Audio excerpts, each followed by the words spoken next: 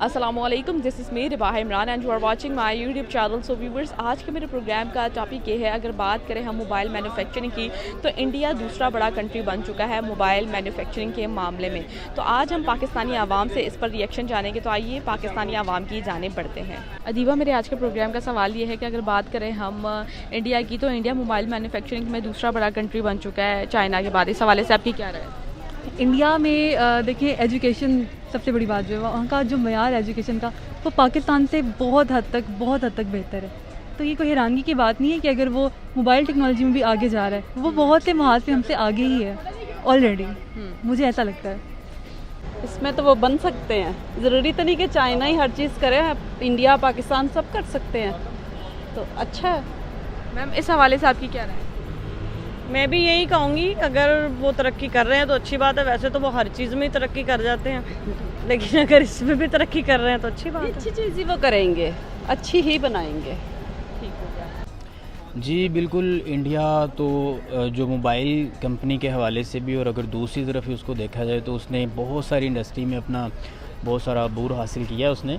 लेकिन जो टॉपिक है आपका, कि आपने जो क्वेश्चन पूछा है, वो ये है कि मोबाइल इंडस्ट्री में मोबाइल मैन्युफैक्चरिंग में वो उसने दुनिया में दूसरे नंबर पे महारत हासिल की हुई है। ये बिल्कुल ठीक है, क्योंकि अगर बहुत सारी कंपनीज़ को देखा जाए, बहुत सारी वीवो कंपनीज़ देख लें, अगर आप और भी बहुत सारी कंपनीज़ देखें, तो आप जिस तरह के मेरे पास भी वीवो का ही सेट है, जो कि इसकी मैन्युफैक्चरिंग भी इंडिया ही कर रहा है, ठीक है। और उसकी एक सबसे बड़ी ये वजह है कि उन्होंने अपना एडवर्टाइजमेंट में वो बहुत आगे हैं। एडवर्टाइजमेंट की वजह से वो अपनी कंपनी को बहुत ज़्यादा फ़रोग़ दे रहे हैं, जिसकी वजह से उनकी mobile company up to up होती चली जा रही है।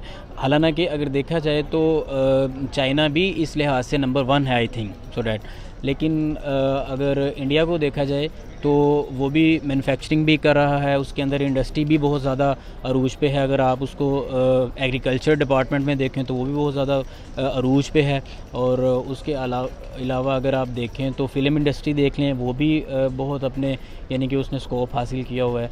लेकिन इलेक्ट्रॉनिक्स के अंदर इंडिया काफ़ी हद तक चला जा रहा है, जिसमें आप मोटर कार्स को भी देख सकते हैं और ये मोबाइल इंडस्ट्री को भी देख सकते हैं।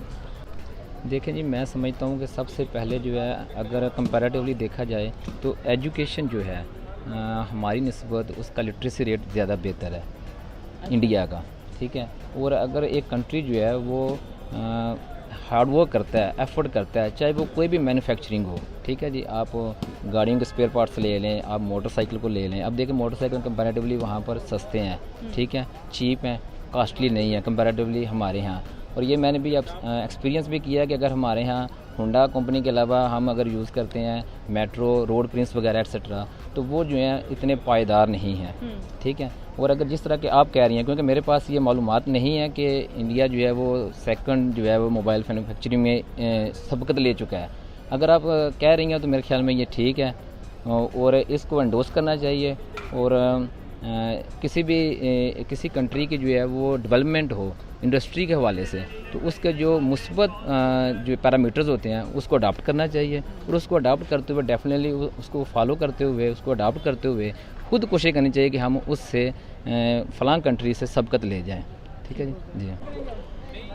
इंडिया, आप अगर उनकी टेक्नोलॉजी के लिहाज से देखें, जिस तरह सिलिकॉन वैली इंडिया में है और पाकिस्तान में नहीं है, और कम से कम हमसे तो वो आगे जा रहे हैं। तो दूसरा, चाइना से अगर आप उनको कंपैरिजन करें तो नॉट श्योर कि वो चाइना से आगे जा पाएंगे, क्योंकि चाइना एक उभरती हुई इमर्जिंग इकोनॉमी है इस दुनिया की, और वो आई थिंक आने वाले दिनों में एक सुपर पावर की सीट लेने जा रहा है।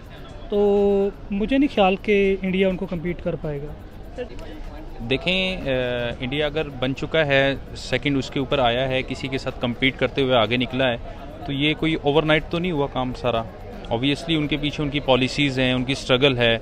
और बहैसियत कौम अगर इंडिया इतना आगे गया है तो हमें भी आगे जाना चाहिए। इसके लिए हमें भी वही स्ट्रेटजी, वही प्लानिंग्स करनी चाहिए, उसी तरीके से हमें आगे लेके चलना चाहिए अपनी कंट्री को।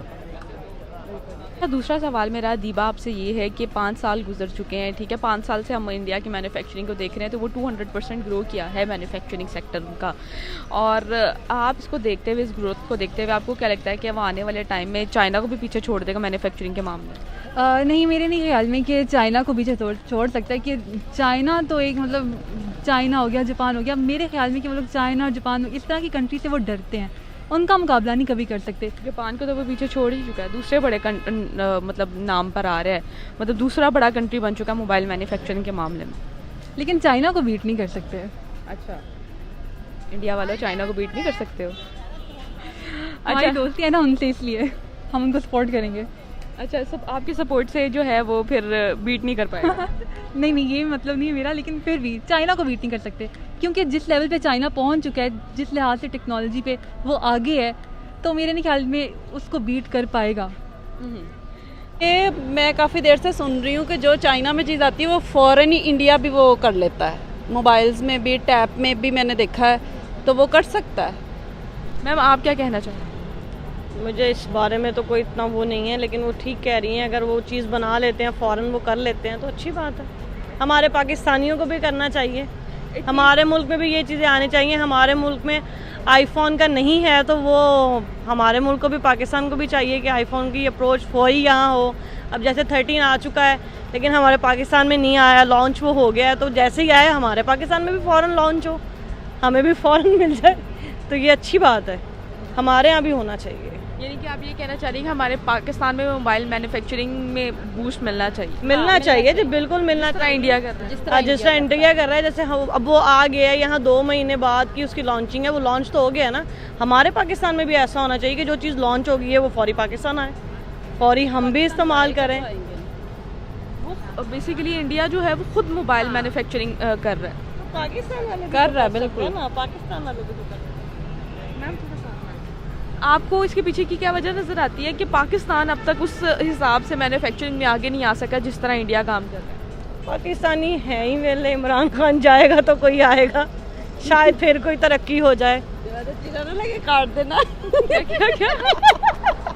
क्या इमरान खान वाली बात काट देना, क्यों काट देना? अभी तक तो यही लगता है चले ठीक कि ये जाएगा तो फिर ये कुछ ना कुछ होगा, और अल्लाह करे कि ये चला जाए।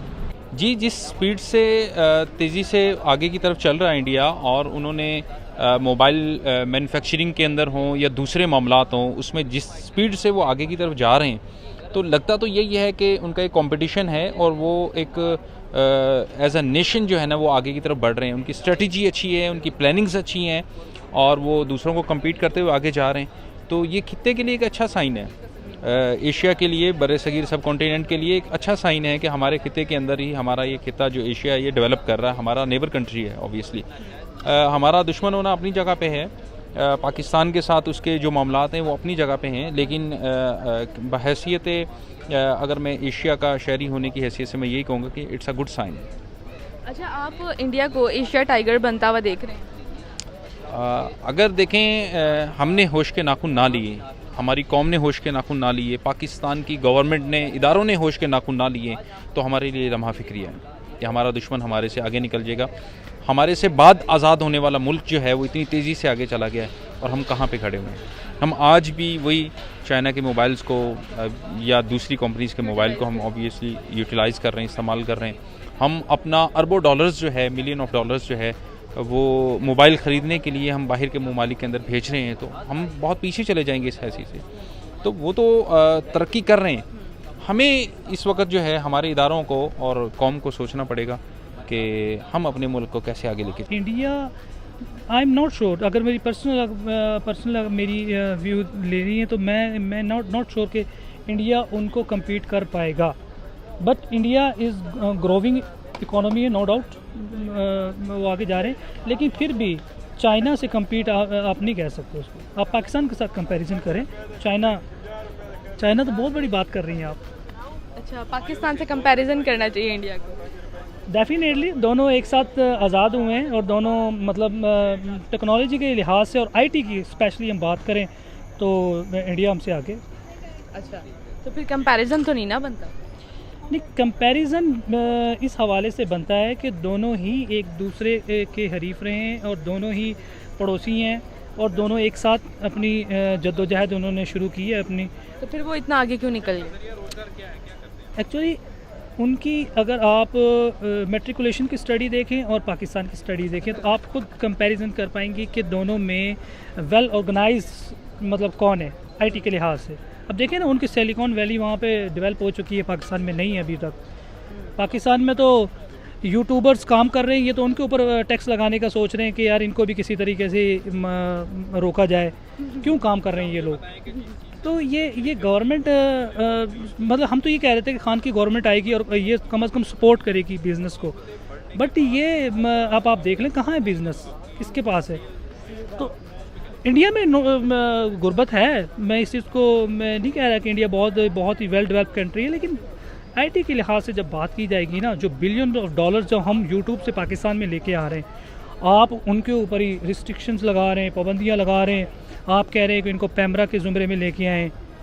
तो इस चीज़ के ऊपर गवर्नमेंट को सोचना चाहिए। अगर वो पाकिस्तान को आगे लेके जाना चाहता है तो फिर उनको कम से कम ये अपॉर्चुनिटीज़ ये स्कूलों के अंदर आईटी की क्लासेस के अंदर स्कूलों के अंदर आईटी की क्लासेस दें और ये छोटे छोटे बच्चों को स्किल्स डेवलपमेंट करवाएं। अभी डिजी स्किल बहुत अच्छा काम कर रहा है, लोग सीख रहे हैं और अपने खुद कमा रहे हैं और फ्रीलांसिंग कर रहे हैं। इसी तरह सेम वे से गवर्नमेंट को चाहिए कि ये बच्चों तक नीचे, यानी मैं समझता हूँ कि प्रेप क्लास का जो बच्चा है ना, वो वेल एक्यूरेट हो आईटी के अंदर, उसको कंप्यूटर चलाना है, उसको वेब डेवलपिंग है, ये इतनी मुश्किल नहीं है, वो बच्चे कर सकते हैं, मैंने देखा है बच्चे कर रहे हैं। आप इंडिया की मेक इन इंडिया की जो स्कीम है, जिसको बनाने के बाद वो अपने हर फील्ड में बहुत तेज़ी से वर्क कर रहे हैं और इंडिया में मैन्युफैक्चरिंग कर रहे हैं, आप इस स्कीम को सक्सेसफुल होते देख रहे हैं?